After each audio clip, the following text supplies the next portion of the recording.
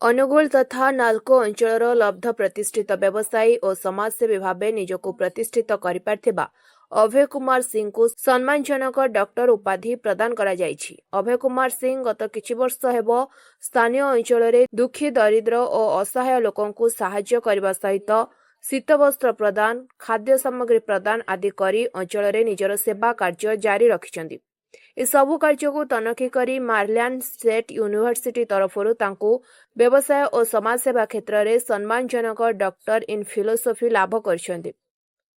ତେବେ ସେ ନିଜର ପ୍ରତିକ୍ରିୟାରେ ନିଜର ପରିଶ୍ରମ, ଶିକ୍ଷା ପ୍ରତି ଥିବା ନିଷ୍ଠା ଓ ସମାଜସେବା ପ୍ରତି ଦୃଢ଼ ସଂକଳ୍ପ ସହିତ ପରିବାର ଓ ନିଜ ଗ୍ରାମବାସୀଙ୍କର ଭଲ ପାଇବା ଦ୍ୱାରା ଏହା ଉପଲବ୍ଧି ପାଇଥିବା କହିଛନ୍ତି।